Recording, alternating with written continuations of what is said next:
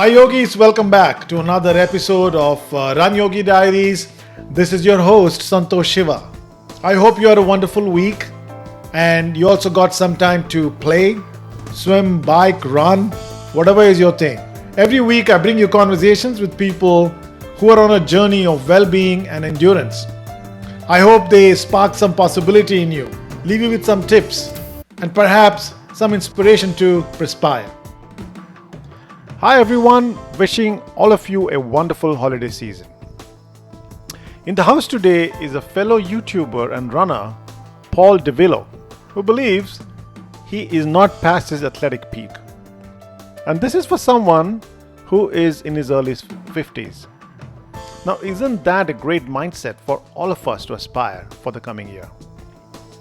Paul isn't just a believer, he also walks the talk. For someone who just started running 10 years ago, to have gone from zero to Boston qualifying times on almost every outing of his is no mean achievement. We get behind the scenes on how and the why of his fascinating journey, and hopefully we learn a few things in the process. Let's jump in. Hey Paul, welcome to RunYogi Diaries. Hey, Santosh, thanks for having me. It's a pleasure. It's a pleasure. You're a podcaster and a YouTuber who has a thriving, content going on. Met you through the YouTube channel actually, and got inspired by you. In fact, when I started, Wow, I so did not know that. it's a pleasure having you. Oh, I I appreciate it. remember having yeah, I remember having reached out to you asking for some tips. I don't know if you remember, but I was struggling with editing early days, and I think I pinged Uh-huh. you and said, "Hey, how do you do this?" Yeah, no, that's wonderful. That's wonderful. And before we get into deep, I just want to say thank you for having me on your podcast. It's an honor, and I'm really looking forward to talking with you. Yeah, absolutely. So before we jump in, you have a fascinating journey of in the running space. You've started late, but you've scaled phenomenally, and you're one of those people who believes you're still not peaked. So which is a great mindset to live in general. So we're going to dig into all of that, but before that, let me have you maybe do a quick personal introduction, and then we jump in. Yeah, sure. Well, my name is Paul DeVillo. I'm known on YouTube as Dev Runner, and you can find me on Instagram as the Dev Runner. But basically, I am an endurance runner. I would have to say at this point that I specialize in the marathon distance, though I am very quickly discovering that the shorter races are a lot of fun as well. I have never gone further than a marathon, but I know ultras are in my future. Beyond that, Santosh, I am also now, as of 6 months ago, an RRCA certified running coach. And as you can tell, I am rather obsessed with running. I just love it. I love not just doing it, but I love talking about it. I love encouraging other people to get out there. So, speaking with you tonight, that's one of the main reasons why I was really looking forward to this. Right, absolutely. And and you're for a living, you're a software developer, Absolutely. Yeah, technologist, right? exactly. And you're also a musician, which Yeah, is you may be able to fascinating. see that in the background there, all the guitars hanging back there. But yeah, I've been a musician for just ridiculous amounts of time now. I'm 52 years old now, and I started playing guitar when I was 17. So a few decades now. And yeah, I've been a software developer for a little over 20 years now. And but my passion for the past 10 years has been running, running, running. Absolutely. And what is dev runner? I always want to ask you, what does that mean? Yeah, it's funny. DevRunner is kind of a confluence of three different things. My name is Paul DeVillo, so the first three letters of my last name is, DEV, Dev. Um, Also, because I'm a programmer by trade, in the industry, we're all known as devs. That's what we call each other. Yeah. He's a dev, I'm a dev, et cetera, et cetera. And I also like the play on words that we are all developing runners. So dev seemed Hmm. to be this perfect fit for the channel name. So that's why I ran with it. Nice. That's terrific. They're terrific. So, hey, I think we should do a bit of a flashback. Your life's been 10 years, last 10 years has been all about running. Mhm. So maybe we should do a bit of a rewind here and see where it all started and how it got started and why. Sure, sure. Well, it's funny, Santosh, because my only experience in early life with running was in ninth grade in my freshman year of high school. Me and my best friend went out for the cross country team. And we made the team. Thank goodness we were good enough to at least make the team. And after the big sort of this was in Toronto. I lived in Toronto when I was a teenager, and we made it to the Ontario sort of the big meet, and our team just by a hair missed going to like nationals. Like we just barely missed out. So my friend and I kind of looked at each other and said, "Well, that was fun. See ya." That was it for running for a ridiculous number of years. It was like, okay, I did that. Didn't really enjoy it, but it's over. So on to the next thing. And it was only Santosh when I was in my early 40s. I was like 42 years old, and um, I was just I had gained I was at least 40 pounds over my ideal weight. I'm a little guy. I'm only 5'7". So I was walking around. I think my peak weight was 183 pounds. So it was kind of like I wasn't doing any daily exercise. I was just watching TV, and with my Italian sort of family background, it was so easy to like just say, okay, give me my third bowl of pasta for dinner, and I was packing that weight on pretty good. And it was only at that point that I thought to myself, I can't let this go anymore, because there was a day when I was at work and I was leaning into my computer screen, just to get a better look at what I was up to. And there was like this uncomfortable tightness in my chest, and I was like, "Oh, that's not a good thing. That can't be a good thing." So my doctor was like, Paul, you're going to have to make some changes now if you don't want this to get serious. And he was like, not only are you is your blood pressure ridiculously high, but you are right on the verge of becoming pre-diabetic. And I was like, wow, okay. And not to go too much into my upbringing as a kid, but I was raised in a very sort of I don't want to call it a hippie background, but my family has always been kind of like do it the natural way. The natural way is always the best way. So I took that as my cue to get the weight off. I was just going to start with getting the weight off, and I knew it would be a major step in the right direction just by itself. So I actually found a couple of friends at work who were just like they walked. That was their thing at lunchtime. Instead of sitting down to a big meal, they'd grab an apple and go for a walk. So I kind of made myself part of that group, and we walked for like 9 months straight. And in that 9 months, I managed to drop 30 of those pounds that I was overweight. Not just doing that, but just being more conscious of my eating habits, et cetera, et cetera. And after that, I think it was 9 months later, and I believe it was spring. It was early spring of whatever year that was, um, 2011, I believe. And I thought to myself, I was actually leaving work one day, and it's like a half a mile, somewhere between a quarter and a half mile from the office door in downtown Charlotte, North Carolina, where I live, um, to the parking lot where my car was. And I just thought to myself, and I don't know where this idea came from. It just popped into my head. I was like, instead of walking to the car, I wonder if I could run to the car. And I had like it wasn't a full on dress suit, but I was like in business casual stuff, my penny loafers on, a briefcase with my computer. And I thought to myself, for whatever reason, I'm going to try to run to the car and just to see what happens. Will I fall over? Will I make it? Whatever. And luckily enough, I made it, and it was believe it or not, it was like a life-changing moment for me. I couldn't believe that I had covered that distance and not, I was a little bit out of breath, but nothing major. I was like, oh my goodness, this walking, it must have done wonders for me in the last few months. So it was at that point, I went home, I told my wife this story, and she was like, wow, that's so funny that you say that, because a friend of ours who was a runner already was utterly fed up with her treadmill. She was like, you know what? I'm a runner. I'm a true runner. I'm only going to run Uh-huh. outside from now on. Who wants to buy my treadmill? And there was me going, me, me, me, me, me. I was at her house the next day with a rented pickup truck, and I hauled it back to our place.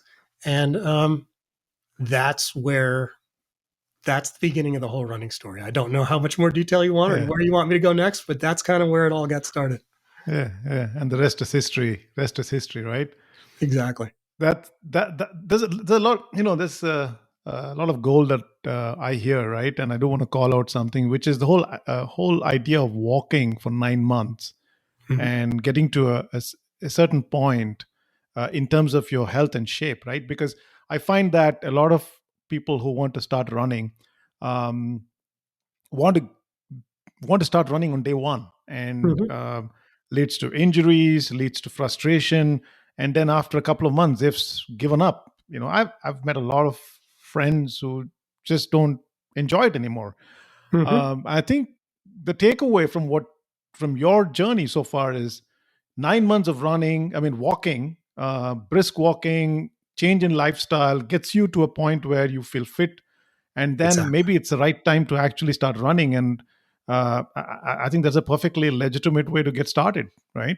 Oh, absolutely, absolutely. And the funny thing, Santosh, is that not only does the walking do a lot, just a ton of good cardiovascular wise, as Hmm. well as toning up your muscles, getting your tendons and your ligaments used to, Hmm. that kind of motion and that kind of constant repetitive stress. Um, Yeah. but it does a great job to just get you into the mental mindset of committing to that kind of exercise every day. Hmm. So it's a perfect setup for running. And, Yeah. you know, I was always, when I was walking with that group, I was kind of the slow guy. I was always trying to catch up.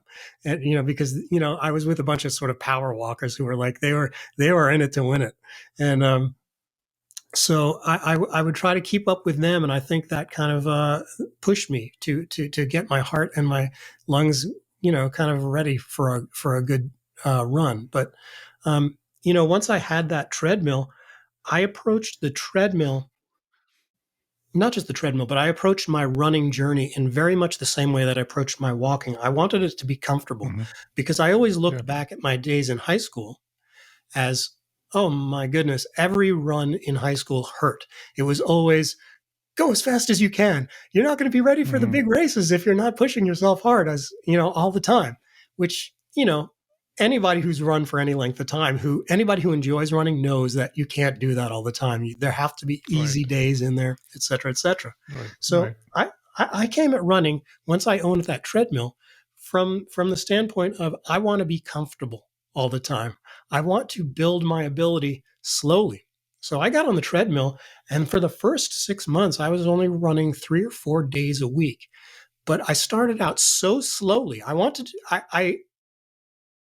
I very determinedly went after a speed that I knew I could maintain really comfortably. I didn't want to discourage myself by giving myself something that, even if I pulled it off today, I would dread having to do it again 2 days from now. So, I started off at like 5 miles an hour, and I would do that for like 20 minutes. And that 20 minutes on the treadmill, when you're not used to it, seemed like forever. you know? So, but I kept it up. And the trick for me, Santosh, was that every week I would do my 3 runs at that same speed. But then when I came back for the first day of the following week, I would up the speed on the treadmill by a very small amount. I would go up from, like, say, for week 2 of ever for me, I set the speed on the treadmill to 5.1 miles per hour. Did all my workouts at 5.1 miles per hour. Then the next week it was 5.2. And the weeks and the months went by, Santosh, until it actually reached a point where I was beginning to revisit those old high school days of every run hurt. Like I was up to like, believe it or not, I was up to like running 6 days a week, running 8 miles. Yeah, 6 days a week, 8 miles a day. And I had worked myself up to where I was running at like 8.5. I think I even got as high as 9 miles an hour, um, touching it a little bit at the end. I couldn't maintain it, but I had built my speed and my ability over like a year and a half, purely treadmill running. I never went outside. And this is a side note. Maybe we can talk a little bit more about this later. But um, I was scared to go outside, Santosh. I did not want my neighbors to see me. I was so scared of looking like this guy who was trying to be a runner who wasn't a runner that I ran for literally a year and a half on my treadmill in my living room before I got the guts up to let anybody see me. And Mm-hmm. there it is. You know, I was very slow to feel any confidence as a runner at all. And 6 days, almost 8 miles. So you were like 50 miles a week that you had, that's what you had Yeah, scaled to, right? yeah, And so that's a significant amount of miles too, right? yeah. And That exactly. And the thing is, I didn't even know it. I was literally yeah, during the entire time that I was doing that, I did not ever consult yeah, YouTube or anything online to say, what does a real runner do? Like, how do they even train? yeah, I was just out there just hammering myself day after day. And, yeah, you know, I wouldn't recommend it to anybody, especially now that I'm a coach. I would work my best to make sure that nobody else does that the way I did it because, yeah, you know, you've got to have your easy days. You've got to have your workouts. You've got to keep it fun. And towards the end of there for me, at the end of my uh, treadmill days, it wasn't all that much fun anymore. It was more of just me wearing myself out. yeah. And treadmill didn't, I mean, what about motivation? Because that's another thing people struggle with as far as treadmills are concerned. Just, the monotony of running that long. So, what did you do different to keep it interesting? Yeah, well, you know, it was one of those things where I discovered how to watch YouTube videos, how to listen to podcasts and audiobooks. Nothing. I didn't reinvent the wheel. Basically, everything that I later learned, everybody else does when they're on the treadmill. But Okay. even with that, it was just getting to the point where those, you know, 8 miles a day, it gets really monotonous, and that's what eventually drove me out the door. And I was like, you know what? The neighbors may laugh at me, but at this point, I just can't take it anymore. I need to, I need to see the birds. I need to feel the breeze. I need to see different sights. So I started running around the neighborhood streets, and happily enough, to my surprise, nobody was out there standing there pointing and laughing. So it kind of worked out. Wherever I Hey, realized, my advice, my view is if you are running, go out and run in public because you know what? You could inspire a few other people to I'm actually start so doing it glad you too. said that. Absolutely. You're so utterly Right? correct. And that's what I tell everybody all the time on my YouTube channel now is just, if there's anybody out there with a negative attitude towards you as a runner, that's their problem, not yours. You're setting Yeah, an example. You're inspiring other people who are driving home in their cars thinking, I really need yeah, to get out there like that person. yeah, So, yeah, it's just running is a positive thing. Embrace it. Set yourself as an example. Don't be intimidated by anybody. It's just you're making the world a better place by being a runner. So, yeah. Absolutely. I haven't met too many grumpy, unhappy people who are runners. Most oh runners yeah, are generally happy. exactly, exactly. Yeah, the running community is Right? incredible. It's just so positive. Yeah, yeah. Terrific. So you've got into 40, 50 miles a week, right? And then when did competition enter enter your life? Yeah, well, it was probably about I started running the roads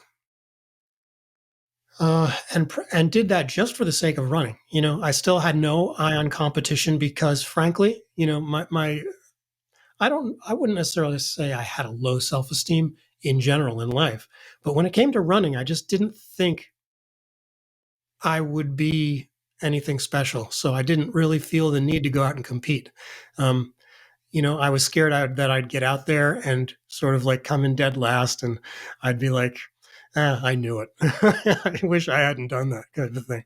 But it had finally reached a point where I'd been running in total for like 2.5 years. And this was 2014 by now. It was like spring of 2014. And the next town over from mine had started advertising for a half marathon. And I was like, oh man, it's only 6 miles from my door. How can I not do this? So I signed myself up. And then I knew by the time I plunked my money down for that race, okay, I've got about 5 months. So I can't just do this, go out, run 8 miles a day. I just signed myself up for a half marathon. I've got to figure out how do you cover 13.1 miles and not fall over? So I started at that point doing very light research into how you build your stamina, how you do this running thing the right way. And over that 5 months, I managed to get my longest long run up to 14 miles because I wanted to know that I could go longer than the race if I had to. And it's funny because that 14 miler, I literally I owned nothing more than the shoes on my feet, a pair of shorts, and I had just bought my first moisture wicking t-shirt because up to then I'd been running in cotton, everything, and wondering why I was constantly chafing and always in pain. And so I went out for that long run, and I actually tried to memorize the half marathon course. And I decided, okay, I'm going to go out and run this thing just to make sure I'm familiar with the surroundings. And I went out there holding one of these guys. Let's see if I can get it on screen. Holding one of these bottles. I didn't have like a specialized running bottle or a strap that went around my hand. And two things happened that were kind of funny on that run. I was about a mile into the run, and it was a hot day in, I want to say August. The race was in September. And I was about a mile into the run when my hands got so sweaty, the bottle fell out of my hands. And then I had to go the next 12 miles with nothing to drink on a hot day. And luckily, I didn't end up going the full 12 miles because I got about 10 miles into the course when I realized, oh, I didn't do such a great job memorizing the course. I'm lost. So I had to call my wife, and she drove around the town streets looking for me until she found me. I got about a 10 or 11 mile run in that day, and that was going to be about as good a practice run on that course that I was going to get before race day. So race day did eventually come around. I toed the start line, and it was funny because I was listening to the I was introducing myself to the people who were doing like the pacing for the race, and they were saying, okay, everybody, now it's going to be, I heard them talking to the other runners around us, and they were saying, okay, everybody, now just hang tough. This is a really hilly course. It's going to be hard, but we'll get you through it. Just stick with us. And I was like, oh my goodness, I'd never thought of that before. It's going to be harder to run because it's really, really hilly. Oh no, right. What am I going to do? So at any rate, we took off, and the fastest of all of the pacers was a pacer for 90 minutes. So I decided, okay, you know what? I'm going to just take off like a shot from the start line. And my only goal is to never let that guy pass me. So, yeah, so I just took off, and man, that hurt. That whole course just hurt. It just, and I learned a lot from that day. Mainly, the big lesson for me was that I knew how to push myself. I knew how to not let myself stop, not give up. Which, when it comes to racing, that's like the big thing. But yeah, I ended up crossing the line in my very first race, that half marathon. I ran in 1 hour, 28 minutes, and 37 seconds. So I managed to keep the guy behind me. Yeah, he was coming up on me fast, but I did manage to hold him off. So I got across that finish line. I couldn't believe the sheer thrill that came from the crowds cheering you on and crossing the finish line and knowing you'd accomplished something. And, there were so many people who told me, wow, great run. I ended up winning the Masters, first place Masters. Think I came in seventh place overall on that race. And everybody was just like, dude, if you plan to continue running, keep it up because that was amazing. And I was like, wow, talk about the total opposite of what I expected my first race to be like. So Exactly. that kind of Yeah. created a monster, and I've been racing ever since. Yeah, yeah. And how many people really go out and do the first race and place? I mean, you must probably be one of the few who is a recreational runner, right? I mean, it's not like you're a pro or Oh making yeah, a living nowhere out near of this. that. You're a recreational runner, started walking, right? To lose weight, and here you are, the first race you run, you place. I mean, that's just amazing. Yeah, I mean, like I'm not going to lie, it was very encouraging, and it's the reason that like I said, it's the reason that I continue running to this day, like and racing and competing, is because it gives me a goal now. Now that I know I can compete, I don't really. Excuse me, I don't want to clear my throat and make too much noise here, but um, yeah, my attitude towards racing. Uh, was that day and continues to be is that I'm competing with myself. I'm competing with yesterday. I have no desire to go out there and beat anybody. I Mhm. just want to beat what I did the last time. Yeah, But yeah, that's what drives me forward. yeah. That's a terrific mindset, right? Because you're someone who's doing sub 130 half marathon, and saying that I'm there out to do better than my best in the previous year or previous race. And it could be someone else who's doing 2 hours and could have the same mindset, right? It's not like a Exactly. lot of people get discouraged, right? Like, oh, looking at someone who's faster and say, hey, I can't run that fast. Maybe I'm not good enough, or I'm not a good enough runner, right? And I Yeah, think and your that's mindset is terrific, because no matter where you are in your journey, it's about getting better from where you were. If you exactly, want to, exactly. Don't if that's compete what with gives you a anybody kick. else. Absolutely. I'm sorry to step Absolutely. on what you were saying, but yeah, don't set yourself up. Don't compare yourself to others because that just sucks the joy out of everything. Um, I think what you want to do, and what I do when I see people who could, like, just destroy me at running without even trying, like, and I know many people who make me look like somebody who started yesterday. Um, and what I do is I go to those people rather than just sitting back and saying, "Oh, that just took the joy out of running for me because he can beat me Hmm. by X number of minutes." I go to them and I said, and I'm sorry, Santosh. That's Um, perfectly fine. Yeah, I go to those people and I pick their brains and I find out what are they doing that I'm not doing? How can I learn from Hmm. them?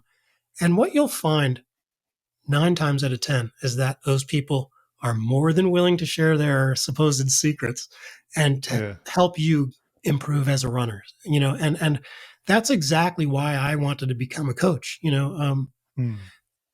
I Hmm. want to help people to achieve their dreams. And, Yeah. your dreams change over time, of course. Like you were saying, at first it may be, I want to be able to run a sub 2 hour half marathon. Yeah. But then when you get there, of course, it's just natural. You're going to eventually say, I want to run a 145. I want to run a Yeah. 130. I want to keep getting faster. And there's no reason you can't, Yep. as long as you're willing to commit to the ever increasing demands that come with getting faster. So, Yeah. you know, Yep. Absolutely. So, you did the first half, and you blazed through the trails, and you also went on to do full marathons subsequently, right? And so how did that happen? Yeah, well, it was funny because I was so fired up when I crossed that finish line for that first half marathon. I got into a conversation with another runner right there Hmm. behind the finish line, who told me about this Charlotte marathon, which was coming up in 6 weeks. and I was like, Wow. that sounds really exciting because there I was all pumped up. I had just finished my race and everybody told me I'd done such a good job. I was like, 6 weeks for a marathon. I remember when I was a kid. I remember when I was in high school. I always dreamed of running a marathon. So here's my chance. And so I thought 6 weeks, I can double my mileage and run a marathon in 6 weeks. Why not? Mhm. I mean, little did I know what a bad idea that was. And so I went after it. I literally spent the next 5 weekends, Santosh, building my long runs, where I went from 14 Mhm. miles to 16 to 18 to 20 to 22 miles. And on that last long run, I popped my left iliotibial band right above Ouch. my knee. And man, did it hurt. I thought I was done. I thought I'd like caused permanent damage and I'd never run again. You know, as a newbie, Mhm. I had no idea what a running injury even was. Yeah. So basically I was devastated. I was so scared that I'd done permanent damage to my legs, you know, as a runner with no experience with any kind of injury before that, because I'd always taken it so easy in all the years leading up to this first race. That I thought this may be it. I just ended my running career, and you know, but luckily enough, it was a minor enough injury, and I went to the doctor, and they told me what I needed to do to kind of bring myself back. You know, lay off for like 2 weeks, and then just slowly start building your mileage again. Uh, and so I did that, and I started researching what other marathons would be available to me, since I obviously could no longer make the Charlotte race. And I started researching, learning a lot of lessons from that first half marathon. I started researching where could I run a marathon in the near future while it's still cold, because we're heading into wintertime, where it was going to be a flat course, make it a little bit easier on myself. So I found the Charleston Marathon in South Carolina, and that was in early January of 2015. So this time I did a build up, and I gave myself like, a week with a hard long run, and then I backed off the next week, and then I built it a little bit more, did it sort of in a smarter fashion. And that allowed me to reach the start line. And it was a great day. I really enjoyed it. I actually ran the full thing, and I crossed the finish line in 3 hours, 26 minutes, which I was just happy as could be to even cross the finish line at all in any amount of time. And I found out later that I had missed qualifying for the illustrious Boston Marathon by a mere 1 minute. Um, before I started that race, Santosh, I didn't even know what the Boston Marathon was.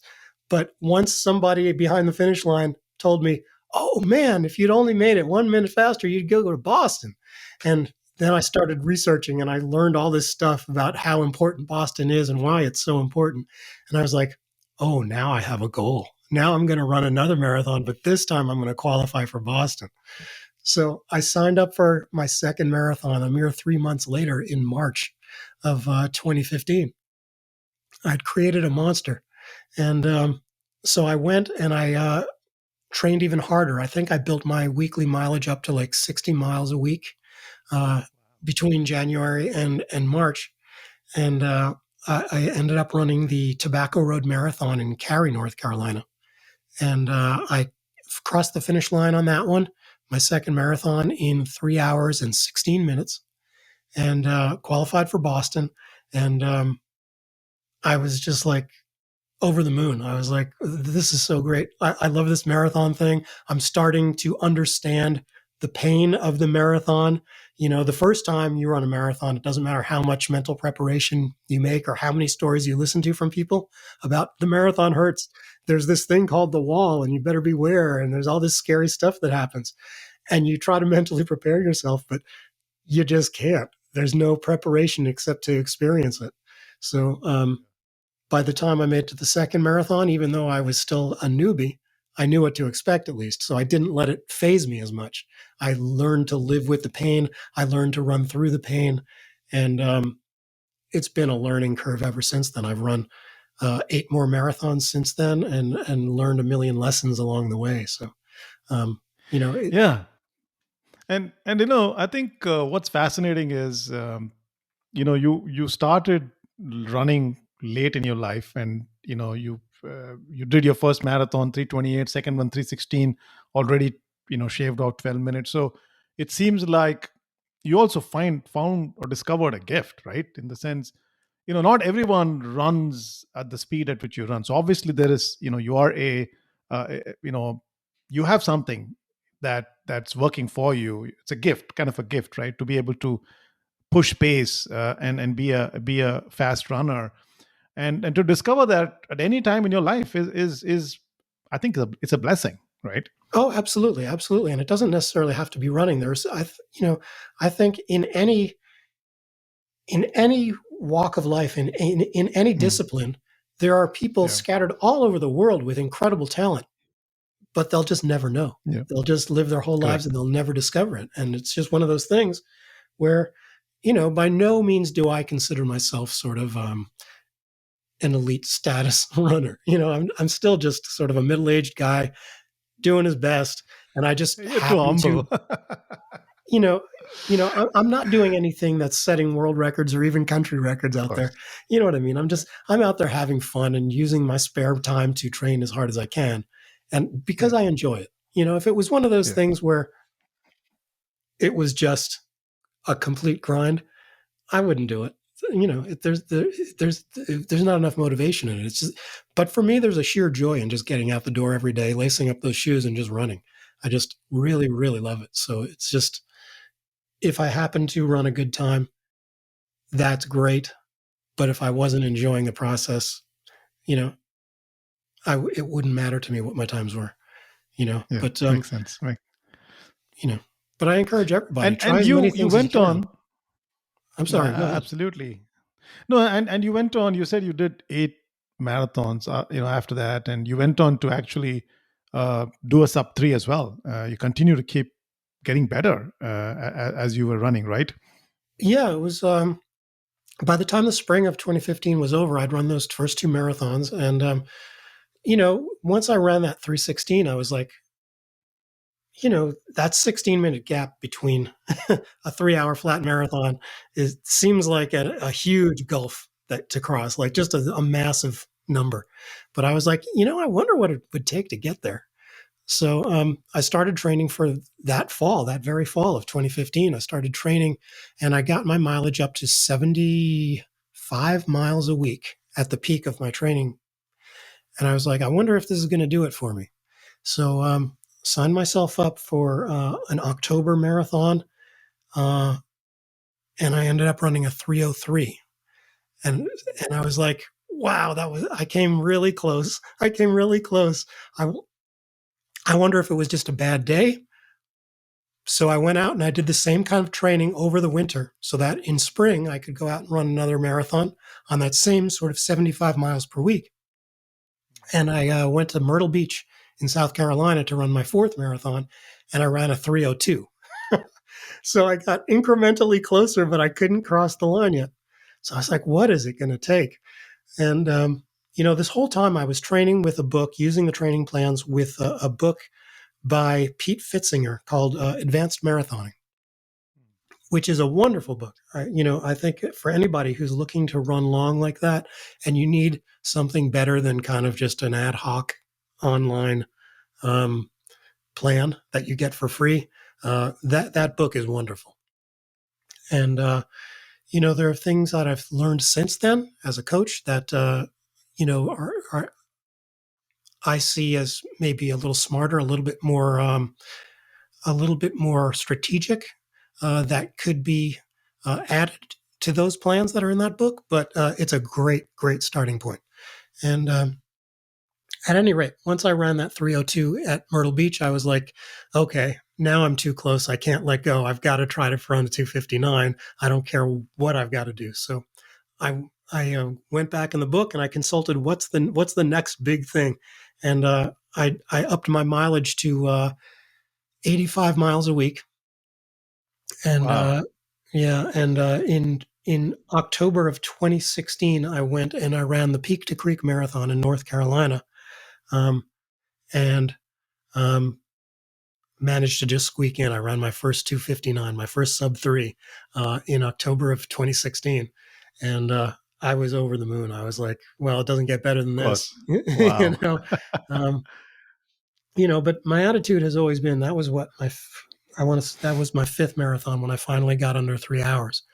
And so at that point, I was like, you know, after a few months had passed, I was like, okay, I'm going to wait a full year before I run another one. I'm going to really go crazy. I'm going to build my mileage. I'm going to be Mr. King of running. And I managed to get my mileage up to like where I was peaking at 107 miles a week. Uh, but yeah, by October of 2017, I was running over 100 miles a week as a 43 or 44-year old.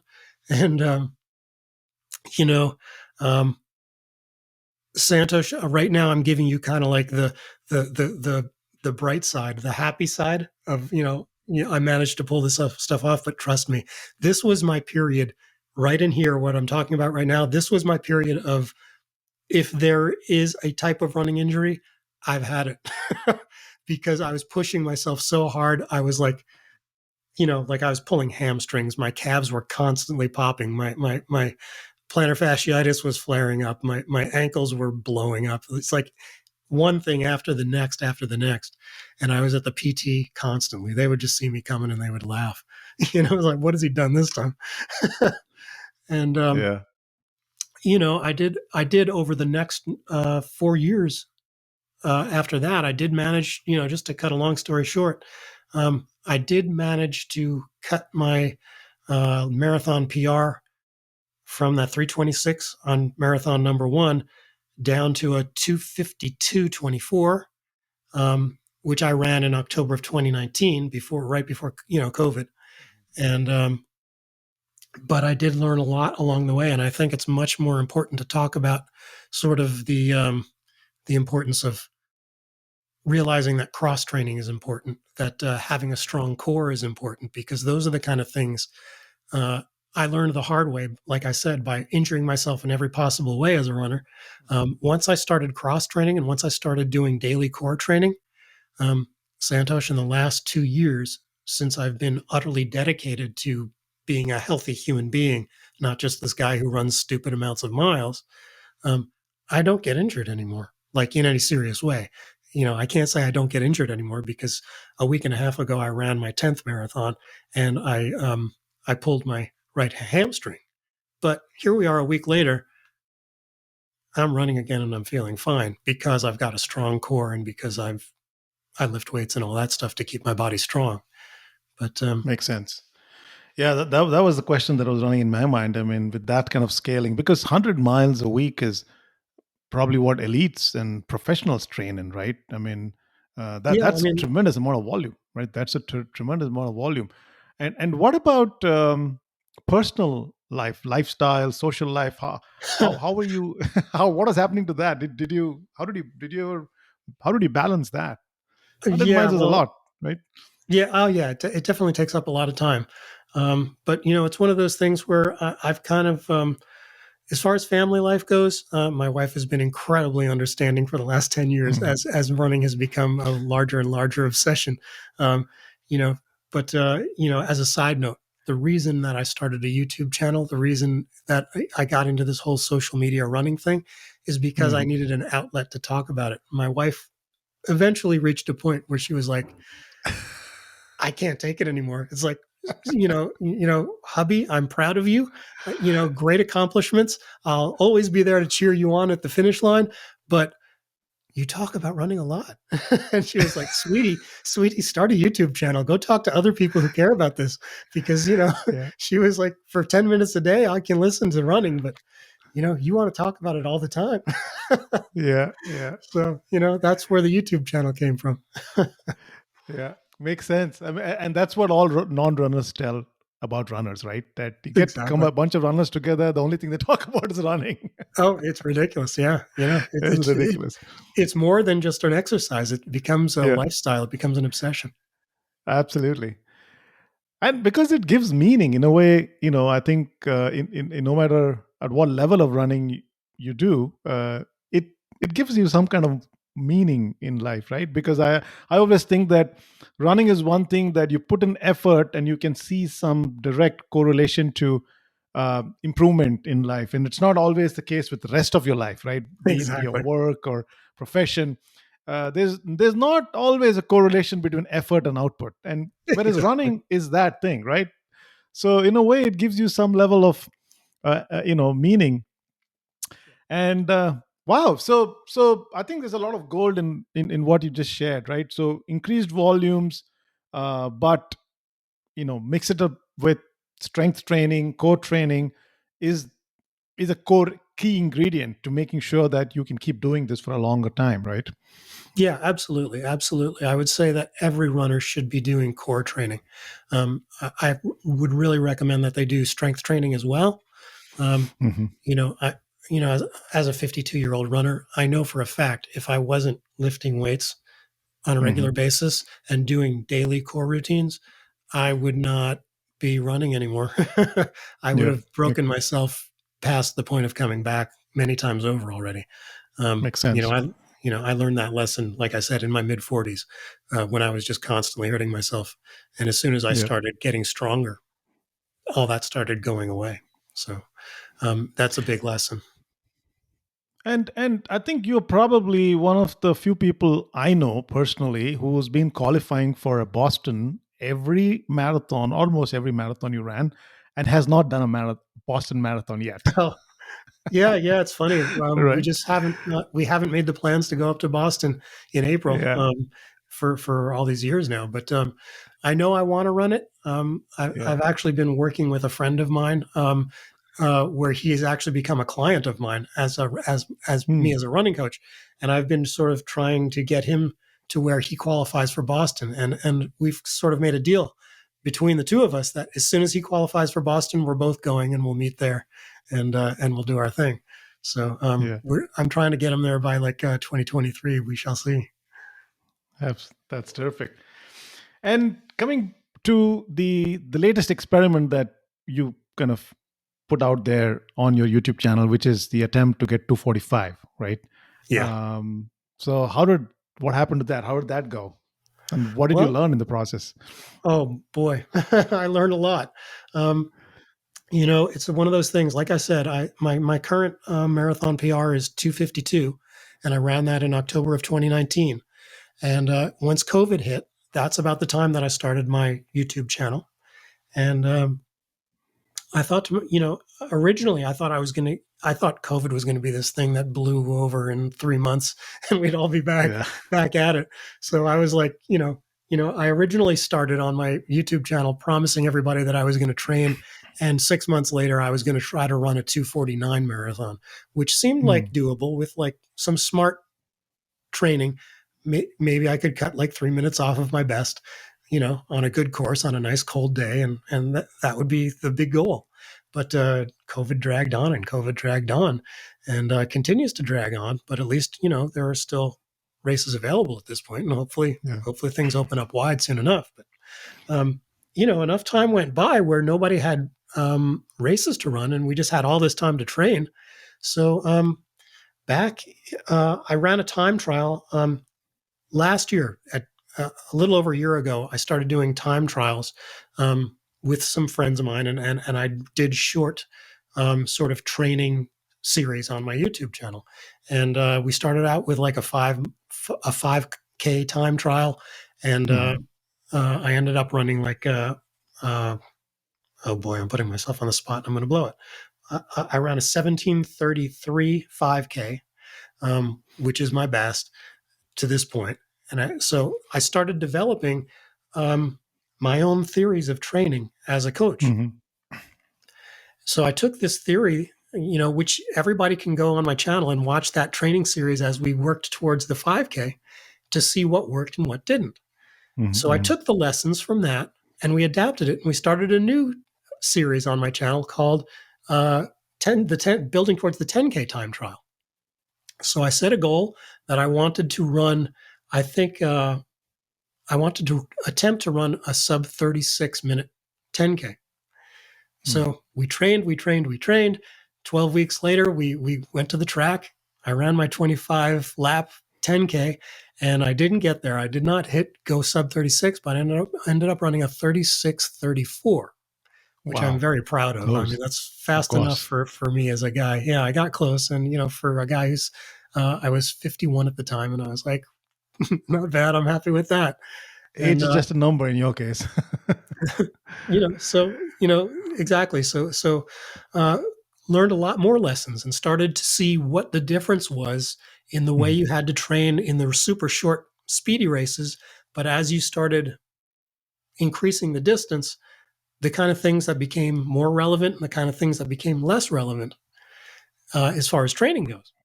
And took those lessons. And then we went into a third series on my channel where we were going to attempt a half marathon time trial. mhm, So I took all the things that worked for the 10K, applied it, and sort of expanded it out to see if it would scale. And luckily enough, it did, because I called that series my sub-80 series. I was trying to run a half marathon in 79 minutes or less, and did it around a track. So it was 52.75 laps around a 400-meter track.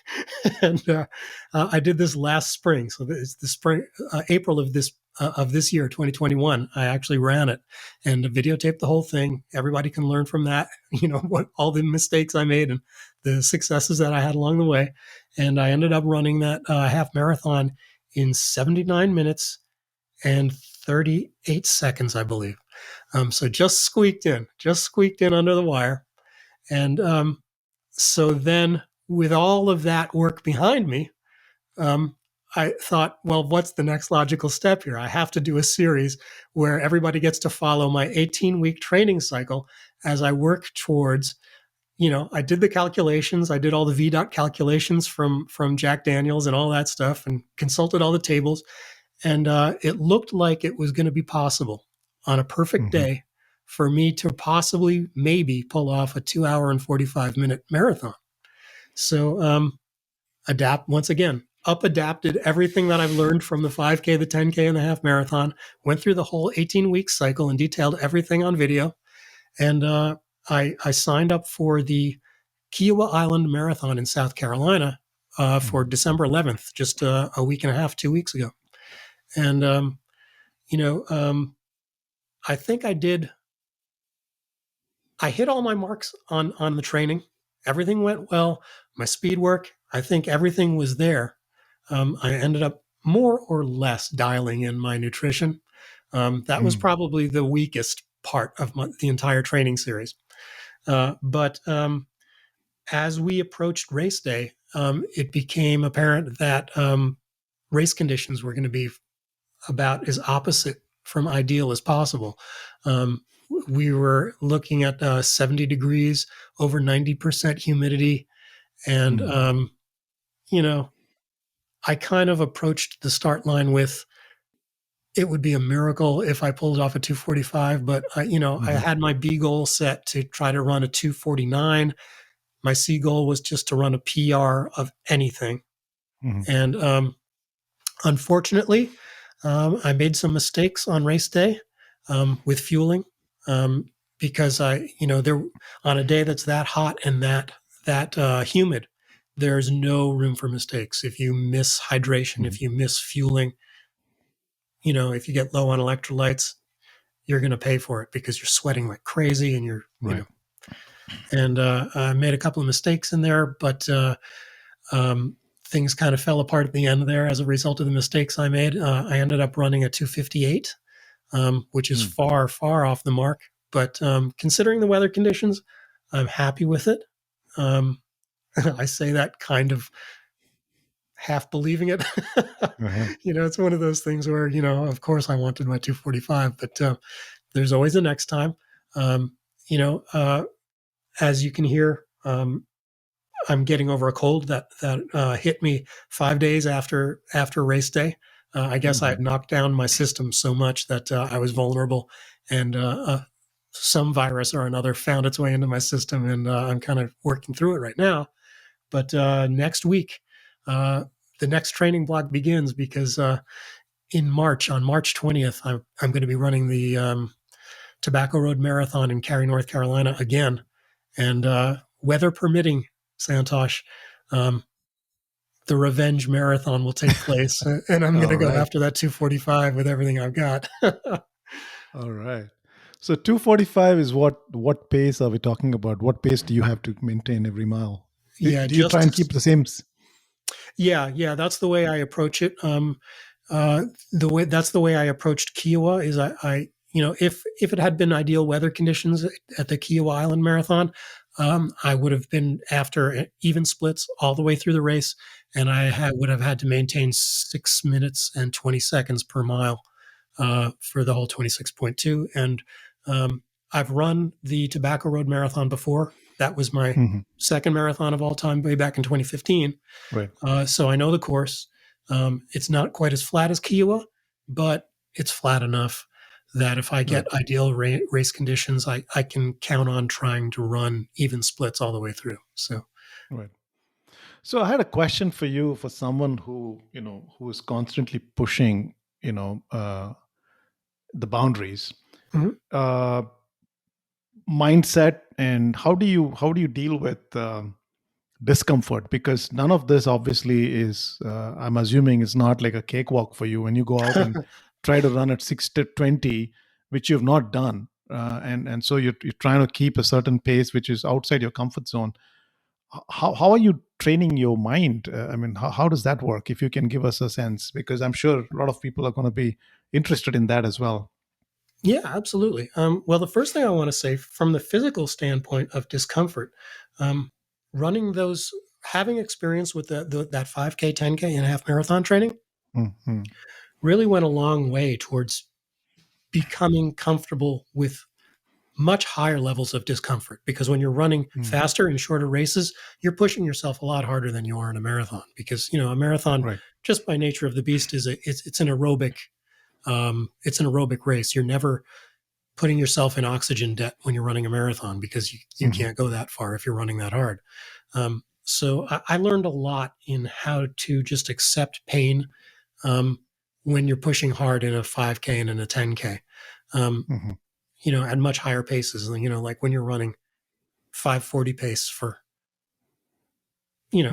for 5K, that brings a lot more pain than 620s does for 26 Mm-hmm. miles. Um, so I think uh, that's one thing I neglected in the earlier parts of my running career. Is I Mm-hmm. kind of like did my first half marathon, then went to marathons and kind of stayed at marathons. So I never had the Mm-hmm. benefit of knowing what it was like to train faster, harder, in more Mm-hmm. pain. So in the last year, I think I've gained that perspective, and that helps a lot. On the mental side, um, I think um, what's the word I'm looking for? Sort of envisioning what it is to going to be like when you're in the midst of a race. Actually Mm-hmm. picturing it in your head and putting yourself there in your head, having quiet time to think, well, what's it going to be like at mile 3 when you're feeling great and you've got a ton of energy because you've been resting for 3 weeks? What is it like at mile 15 when it's just starting to get uncomfortable, when you're starting to feel that fatigue build? What's it going to be like at mile 22 when it really hurts? What are the kind of things you're going to tell yourself? You teach yourself how to look back at your training. You pick like your 2 or 3 hardest workouts from your training block and you tell yourself, remember this feeling right here. Remember how hard you've worked. Because when you get desperate in the later miles of that marathon, you're going to be thinking to yourself, well, what if I just stopped? What if I just slowed down? It's going to stop hurting. I'll feel good again. I'll enjoy the rest of the race again. Yeah. So you have to have something to draw on. You have to have something that builds your confidence when you're in that hurt locker and you're thinking, Right. why am I doing this to myself? What's going to keep you going? And that's the kind of thing that motivates you. David Goggins calls that his cookie jar. Mm-hmm. You reach in there and you say to yourself, am I going to give up now? In a half an hour, I'll be across the finish line. Do I want to tell myself I gave up because it hurt? Or am I Yeah. going to just put up with this pain for a little while longer and have something that I can be proud of for the rest of my life? So, Mm. um, it's those kind of things. Right. Over time, with more experience, the more you race, the more you become comfortable with that discomfort, the more you can tell yourself, this is temporary. Yes, I know my calves feel like they're on fire right now, but they're not going to snap. They're not going to break because I did a good training block. I prepared well, so Yeah. I know I'm not going to actually explode. you know, just put up with the pain for now, and in a half an hour, you'll be all right again. You'll be eating pizza and you'll feel great. you know, Yeah. so Terrific. Lovely. That's a lot of gold. Lot of gold. I think for those of us who want to take some of your lessons and try to get faster, I think the whole idea of thinking of training blocks, putting yourself on those discomfort zones during the training absolutely, is a huge tip to take away, because you can't go out and do something that you've not trained for on the day of the race, right? It's just doesn't going to work. exactly. So that is amazing. Terrific. So what's next? I know coaching is seems to be something that's on the radar. So is that where you're headed? What else? Yeah, I mean, the big things for me, I mean, I have no plans of giving up on trying to get faster yet. Like I said, on March 20th, I'll be in Cary, North Carolina, attempting again to run 2:45 marathon. And I'm going to be having a lot of fun. Before 2022 is out, I've got my goals for 5K and 10K and a half marathon to try to, best my PRs on those distances. But as you said, Santosh, I'm becoming more and more interested in coaching. Um, Mm. you know, um, I've had a handful of clients already, and the vast majority of them have met their goals. And Wow. those who haven't uh, have done an absolutely, wonderful job of sticking with it and teaching me a lot of lessons along the way. If injury Mhm. comes up, unfortunately, it comes up, and we have to keep a good attitude when we do get hurt to try to get back at it in a healthy way as soon as possible. Um, so those clients who unfortunately did uh, experience injury along the way, they're already committed to coming back for more. So I like to think that that's a sign that maybe I'm doing something right as a coach. Um, you know, um, but I'm learning a lot. I'm new to it, as I said. I've only gotten certified back in June of this year. So I've had a handful of clients. I'm always looking for people who want to better themselves, and by no means do I try to only look for clients who are like, well, I've run a 240 marathon and I want to get down to a 225. I would love to get to know people like that and help them. I would almost feel unqualified for people of that level. The people that I want to work with as a coach have one thing in common. They're not scared to commit to trying things they've never tried before. They're not scared to go to a new place. Um, I do not see my job as a coach to push anybody past where they're comfortable, but I want to keep them right on the edge. I want to keep them nervous. That's where I think the best runners thrive. And, um, I think as I learn as a coach from my previous clients, I learn more each day about maybe back off a little bit, you know, um, because like I said, it's a fine balancing act. Whether you're working with a coach or you're just coaching yourself, if you push too hard, you're not going to reach your goal. You have to try to get to that starting line healthy. So short-term gains are very rarely worth it. It's Mhm. the long game. It's consistency is the key. Just like everybody else tells every other runner, it's the truth. There's no way around uh, just getting out there every day and grinding. You know, that's how you get better. All right, makes sense. Hey, that's that's a terrific journey you've had so far, Paul. And I think we covered quite a bit of ground in terms of where it started, how you scaled, and I think the biggest takeaway for all of us from your journey is, you know, someone who believes that my I'm not peaked yet. That's just a amazing mindset to live, whether you're a runner or, hey, in any other endeavor that you have in your life, right? Absolutely. As long as you're alive, maybe you never peaked. There's always a peak Exactly. to. That's an amazing mindset to live by. Yeah. If you haven't given up, you haven't lost. It's just a Yeah, setback at that point. It's just Yeah, one yeah, step along the journey. As long as you keep on trying, as long as you keep on hammering, then yeah. nobody's beating you, you know? And the other takeaway for me, and I'm sure the audience would relate to this, is I mean, one is to say this, right? The other is the work ethic. I mean, you have an amazing work ethic to be able to run those 100 miles a week, deal with injuries and not be stopped by it, keep constantly calibrating. Um, I mean, that's the other aspect, right? It's one is to say, hey, if I have not peaked, then go sit and watch TV. I mean, that's not going to work.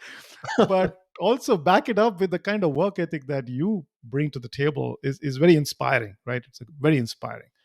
I So appreciate that. that I right. appreciate that a So lot. keep at it, and you know, keep inspiring. That's what I'm taking away.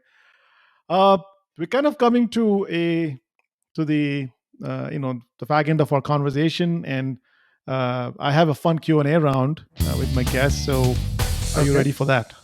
Sure. Let's give it a shot. All right. Let me pick up the questions here. So,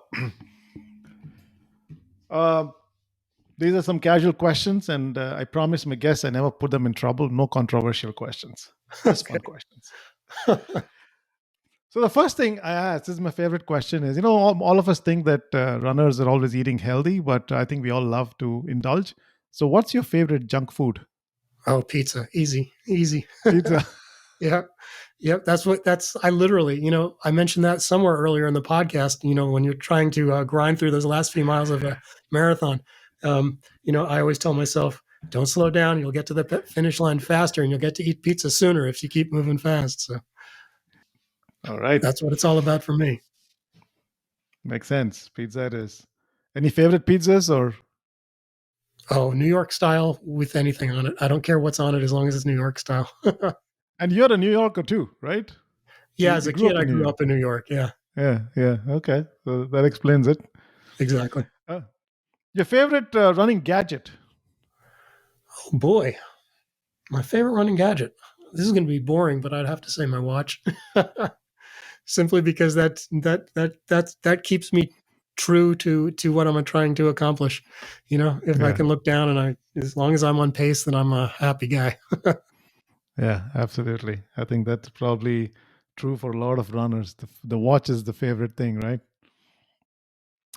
I know you're a musician. You compose your own music, or also, right? Yeah, because I've been at it for, like I said, since I was 17 years old. So I've been in and out of bands. I've traveled and toured with bands before I went back to school for programming and for being a computer programmer. I spent 8 years touring. So yeah. Wow, wow. So my question was a song that inspires you. Oh boy, wow. Um, it's funny because I am not like a heavy metal dude. I am not like a Uh, hard rock dude. I'm more of a progressive rock kind of guy, but in my older age, for some reason, I'm gravitating more and more towards like heavy rock and roll. So I would say probably either Back in Black by AC/DC or something wow, like Kick Start My Heart by Motley Crue. that's amazing. Just me too. My favorite playlist is the '70s hard rock on Apple Music. There you go. That's my favorite playlist. There you go. I think we'll probably share one in common then. Yeah. All right. Your favorite time to work out, sunrise or sunset? If I could pull it off, I would prefer to run in the mornings. But Hmm. I find myself more and more often running in the afternoons, unfortunately. But I love the Okay. feeling of getting it done early. But my work schedule, unfortunately, means I would have to be up at like 2 in the morning if I was going to pull off my morning runs anymore. So preference wise, sunrise Yeah, is if I what it had is my for you. way, it would be sunrise. Sunrise. Nice. All right. The last question I have is a movie question. Okay. If you made a movie of your life, what genre would you put it in, and who would you hire to play your role? Oh boy, oh boy, that's a tough one.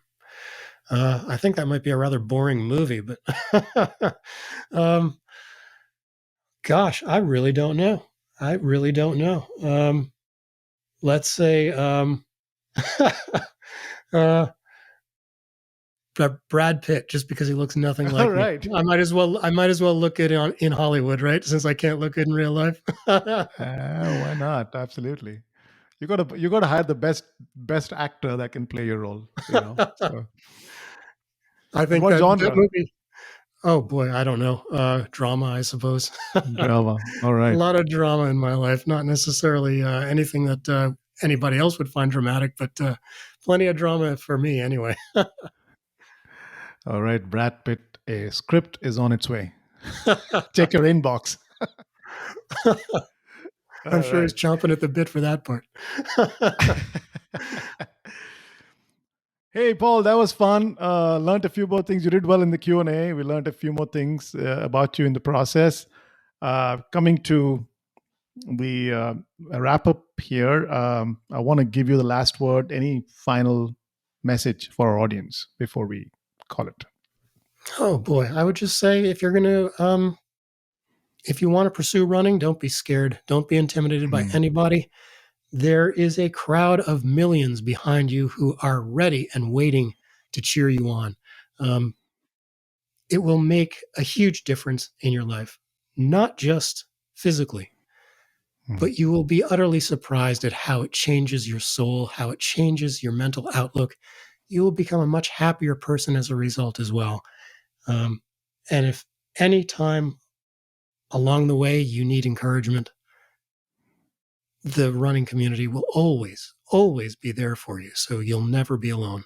Um, I just can't say enough about running. It's made such a huge positive difference in my life that I just want to spread. I want to evangelize the word about running. So thank you, Santosh, for the opportunity to talk about it tonight. Absolutely. Thank you. Appreciate you taking the time out and sharing your life here. I'll let you go and enjoy the rest of the evening. And it's, we're recording it in the Christmas season. So happy holidays and Merry Christmas. And, Same to you, sir. enjoy the rest of the year. Yeah. Thank you so much for the opportunity again, and happy holidays to you. And I'm really looking forward to speaking again soon. Absolutely. Thank you. All right, have a great one. Bye-bye.